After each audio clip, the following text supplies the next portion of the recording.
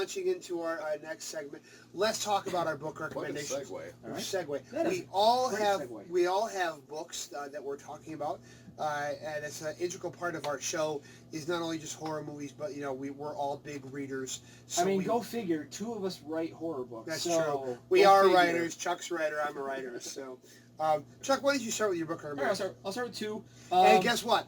I'm going to stick. I have a bad habit of saying I'm only going to do 3 recommendations and I do 10 because I lie. I'm going to stick with my 3. Pace yourself. I promise. Pace yourself. Okay, go ahead. And I actually wrote down my notes this time because I want to not fumble through this. But the first book I'm going to recommend is Pen Pal. This is incredibly creepy. In terms of creepy quality, this is one of the best books I've ever read. Okay. It's very unnerving. The premise is the person is recalling various moments from his childhood, all related to a situation going on with a stranger kind of in the background. It's always this looming presence that's there. He's remembering moments with his mother. It starts out in the first chapter when he wrote a pen pal letter. It gets under your skin. This is a book that definitely crawls under there and just haunts you. It's unique. One thing that's interesting about this one is be patient with it. The book likes to take in different objects, and it's almost overly focused. It's almost paranoid in terms of the way it'll actually just go for pages describing something, which may or may not have a payoff. But that's one of the fun things about this is you might have to wait 50 pages before you find out that's what that means. So it comes back to haunt you later when you see where it all adds up. So very unnerving. It was based on, I think, actually like a Reddit horror kind of thing. So it has a unique, very internet type vibe to it, but it's a wonderful story. I say wonderful as it's lighthearted. It's not lighthearted, but it will get under your skin. Another one, the last book I just read is Diabol. I should mention, Pen Pal is Dathan Auerbach. I hope I didn't mispronounce it, but Kathleen Kaufman, Diabol. It has a girl who's possessed. It doesn't actually get quite clear early on. She has supernatural powers, and she's kind of caught between cults that want to use this for their own purposes. Ends up like in an orphanage situation, and there's different forces trying to use her for their own gains, and she's caught between these sides and seeing where it goes. A fun story. It's very much a creepy child type story that they have there. So Kathleen Kaufman, Diabol, good story. And I will mention one other one. We've already reviewed it, but Saturday Night Ghost Club. Oh. You reviewed it. It's fantastic. I wouldn't be surprised if it wins a Bram Stoker Award this year. It is so good. But, yeah, it's so good. Tom. Well, I only have one because I'm not a writer. They say it so many times. I'm surprised they don't just stare at me and say, well. You're here for the sex appeal. There you go. That's All right. right. I like that. Actually, I am doing a classic, Dr. Jekyll and Mr. Hyde, A Strange Case of Dr. Jekyll and Mr. Hyde by Robert Louis Stevenson. Now, when I was younger, my parents got me into reading, and they would get the children's versions. I believe it or not, those do exist. Okay, no, hold on. I actually have it. Keep talking. Here it is, right here. See, he just takes it every time. Yeah. Okay. Oh, yes, the illustrated classic editions. Now, I actually read the adult version. It's very good. And this is not a spoiler, okay? You should really know the whole situation. I like the fact that... Are you just spoiling a book from the 19th century? Well, I hate to say it, especially younger people don't read these. Yep. Anyways, I like the story set in the Victorian era. It could be England or not, but it was the concept of here's this prim and proper society, but underneath there's a lot of darker things going on. And it's told by the view of one Mr. Utterson, who is Dr. Jekyll's very close friend, and he's concerned that this close friend of his he no longer sees, and he runs into this character by the name of Mr. Hyde. And he can't nail down why Mr. Hyde makes him upset, and he just feels like he's vile and sinister, but it's there. The whole concept, of course, being Dr. Jekyll was able to come up with a little solution to not split his personalities, but to develop Mr. Hyde to enjoy his evil side.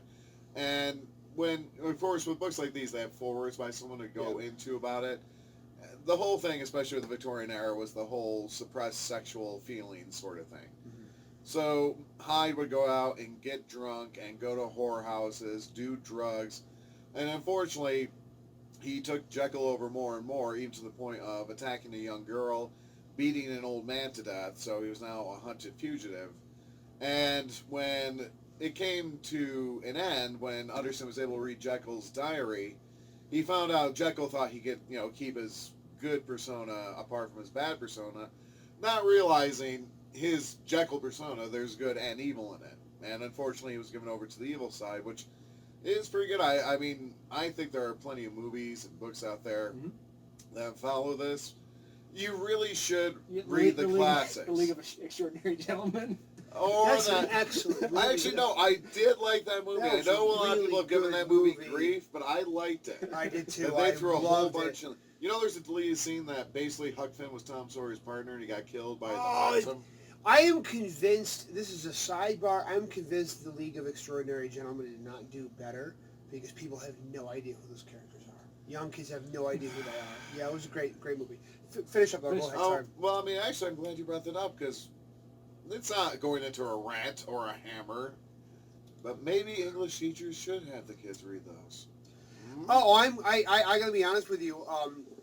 I don't want to steal your thunder, but the Dr. Jekyll, the strange case of Dr. Jekyll and Mr. Hyde, has always been one of my favorites, and probably will be on the curriculum soon.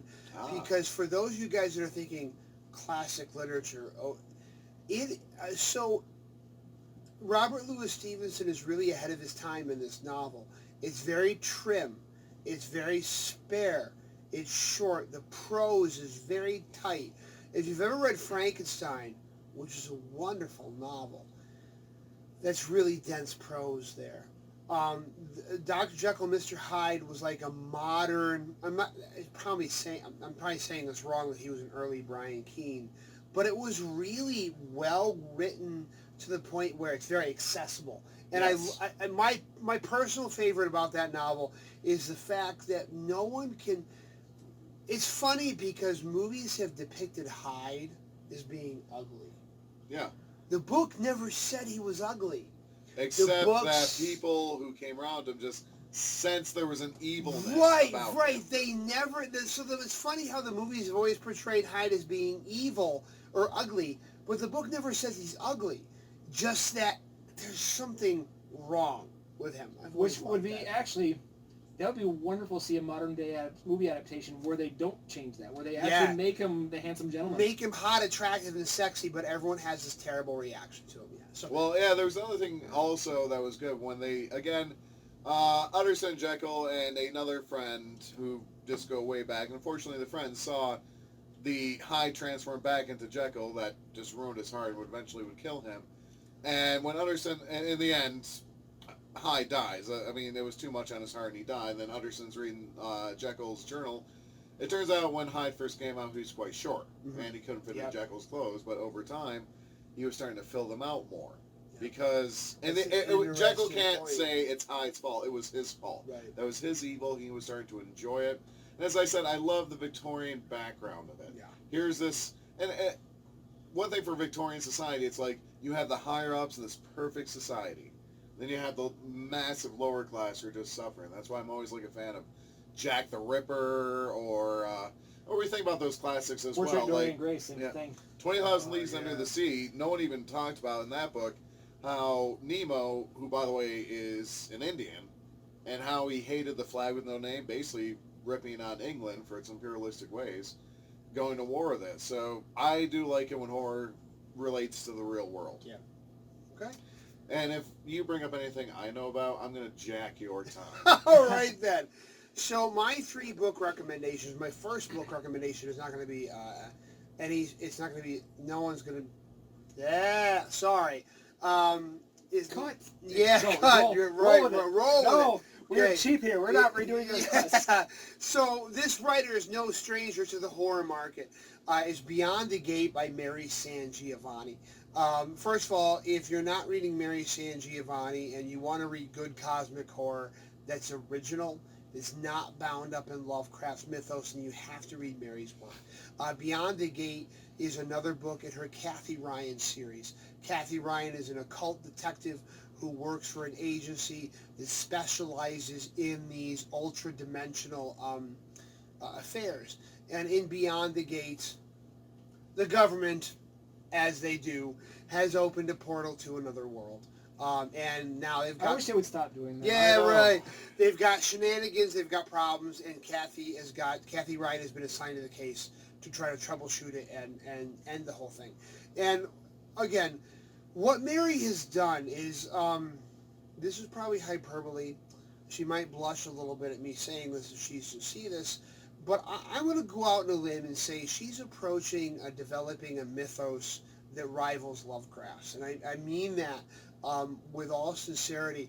Her books, she has created her own... Minus the xenophobia. Yeah, yes, minus the xenophobia, minus the racism.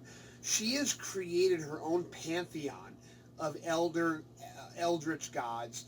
Thrall is probably one of the best novels I've ever read. The best, most original. And if you like Silent Hill, read Thrall. Oh yeah. So and Beyond the Gate is just another one of those great novels where they go to a cosmic world, and I love Kathy Ryan as a character. Just absolutely love it, and I can't wait to see the next one. My next book recommendation is Boomtown by James A. Moore. Boomtown is just a fun, fast, weird Western with his titular character, Jonathan Crowley, which I need to read more about Jonathan Crowley. This is the first time I've read about Jonathan Crowley.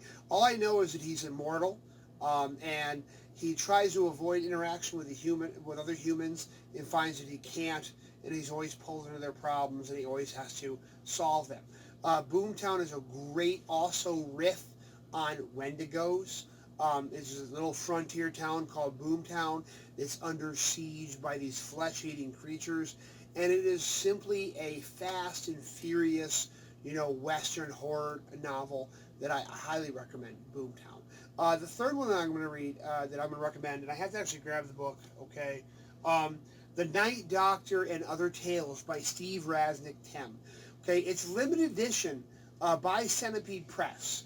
So we're going to try to get this this video out as soon as possible.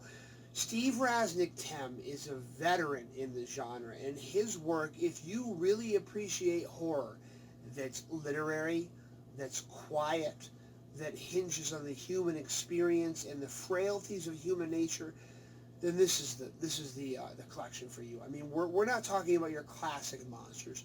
We're talking about things like dealing with growing older, with dementia, autism, things like that. Identity. This is just a wonderful collection, and again, it's limited edition through Centipede Press. The Night Doctor and Other Tales by Steve Rasnic Tem. Okay, those would be our book recommendations. And I also mentioned, since we're getting very close to February, which is Women in Horror Month. Yes. You mentioned Mary Sangiovanni. So again, if you like Silent Hill, if you love Lovecraft, check her out. Check out her Hollower trilogy. Absolutely. Check her books. She's got a lot of books that are out there, but it is approaching mythos level there. Yeah. And then Kathleen Kaufman, I guess, would be another one. Say, if you like Carrie, if you like possessed child type stories, supernatural powers and dealing with those, great recommendation. Absolutely. So, well, you also mentioned Frankenstein by Mary Shelley. Oh, Frankenstein's a great novel. Yes. There you go. There you go. All right. So get out there and get reading.